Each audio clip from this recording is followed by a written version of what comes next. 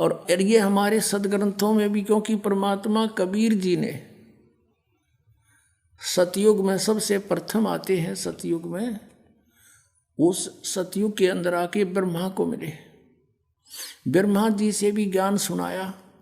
ब्रह्मा जी ने बहुत अच्छी तरह ज्ञान को समझा, प्रथम मंत्र भी ग्रहण किया, उनको केवल एक मंत्र दिया, ओम मंत्र, क्योंकि वेद पढ़ा करता, दूसरा वो सुने नहीं। और फिर ने सोचा था परमात्मा ने, जो ये थोड़ी बहुत मेरी बात को सुहावेंगे तो फिर सतनाम दूंगा इनको, और फिर ये ले चलूंगा सब उल्टा। और फिर ये शिव जी के पास गए, शिव को परमात्मा ने मंत्र दिया, उसको ज्ञान सुना उन्होंने। फिर विष्णु जी के पास गए, वहाँ भी उन्होंने ज्ञान सुनाया, वो भी अच्छी आत्मा थी सभी, और सुना अच्छी तरह कि कोई महापुरुष है। फिर उसके बाद परमात्मा ने सोचा फिर कभी जाऊंगा, अगर इनकी रुचि होगी तो सही नाम दूंगा भी, तो उनको दूसरे मंत्र देकर आया परमात्मा। पीछे से काल निरंजन ने सोचा कि तेरे पुत्र गए, ये चले गए तो सारे जीव वापस हो जाएंगे, तभी उन्हें अंदर से प्रेरणा कर दी है, सारे मोट दबा दिया कि ये झूठा है, कपटी है, इसके पास कोई ज्ञान नहीं है, वेद सत्य है, तुम इन्हीं को मानो, मत मानो उसकी। दूसरी बार परमात्मा गए तो उन्होंने अरुचि दिखाई तीनों ने, तो जान गए परमात्मा कि काल आ गया इनकी बुद्धि में, अब इनकी बुद्धि में काल आ गया, अब ये नहीं मानेंगे। अब वो परमात्मा से सुना हुआ ज्ञान और कुछ अपना अनुभव ब्रह्मा जी ने फिर अन्य को सुनाना शुरू किया। अब वो पुराणों में विद्यमान है, आपको दिखाते हैं। अब केवल यदि हम कबीर सागर से ही आपको संतुष्ट करते तो कोई नहीं मानता, न के छोड़ इन बातों में, ये तो वैसे तुक्के मारे। और अब पुराणों में विद्यमान है सारा ज्ञान। अब बुद्धिमान हिंदू समाज के बच्चे सारे शिक्षित हो गए, अब इनको यूँ स्वीकार करना पड़ा। अब सचमुच जो पुराणों में लिखा, और 600 वर्ष पहले भगवान बता गए, वो जो का तुम आज पुराणों में लिखा, जिसको ये अशिक्षित कहते थे। और परमात्मा वैसे तो वो तो अंतर्यामी है, सब भाषाओं को जानते हैं, जानबूझकर मालिक अक्सर ज्ञानहीन रहे कि कोई नू ना सोचा कबीर जी ने ये पढ़ ली होंगी, कुरान पुराण वेद पुराण पढ़ लिए होंगे। और अब इससे हम भगवान पहचान सकते हैं कि परमात्मा जिसको अज्ञानी कहते वो महाज्ञानी, सब वेदों और गीता और पुराणों को जानकार थे, वो तो परमात्मा थे। और ये संस्कृत के ज्ञाता महामंडलेश्वर विद्वान कुआं थे, इन कख भी ना पता हमारे सिलेबस का, हमारे सदग्रंथों का पता नहीं। अब आपको दिखाते हैं, सबसे पहले देवी भागवत दिखाते हैं। अब देखिएगा, श्रीमद् देवी भागवत यानी देवी पुराण, गीता प्रेस गोरखपुर से प्रकाशित है। ये संपादक है हनुमान प्रसाद पोदार, चिमनलाल गोस्वामी। ये कहाँ से छपे हैं?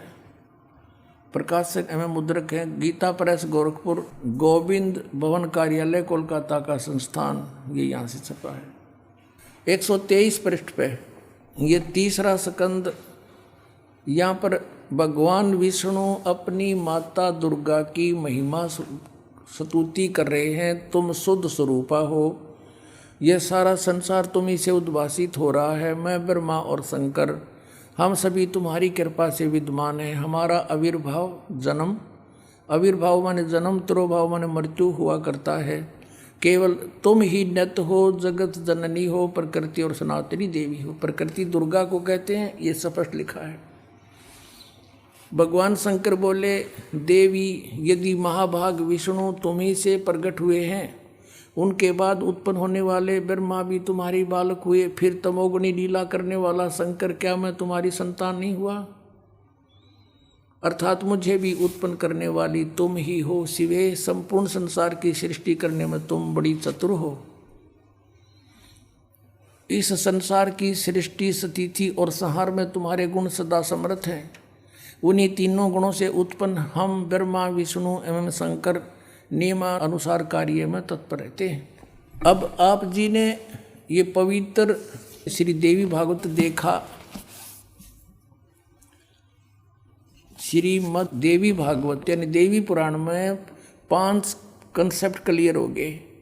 ब्रह्मा विष्णु महेश की जन्म मृत्यु होती है, ये अविनाशी नहीं है।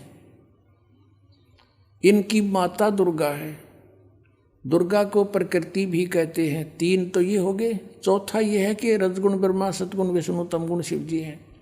और 5वां ये हो गया कि ये ब्रह्मा विष्णु महेश केवल वर्क डन ही दे सकते हैं, ये किसी का संकट निवारण नहीं कर सकते। जैसा जिसका कर्म है वैसा ही देंगे, पुण्य भी पाप भी। केवल परम अक्षर ब्रह्म सतपुरुष कबीर साहब वो परमात्मा है जो हमारे भाग्य के लेखों को बदल सकते हैं, बुरों को।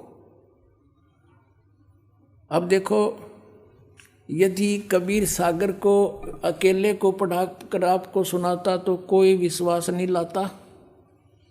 अब आपके समक्ष जो 600 वर्ष पहले भगवान बोल कर गए थे वो वचन, आज सदग्रंथों ने उनको सेकंड किया, समर्थन दिया। तो इससे पुण्यात्माओं बहुत आसान हो गया आपको भगवान को पहचानना, जिसको ये अशिक्षित अज्ञानी कहा करते थे।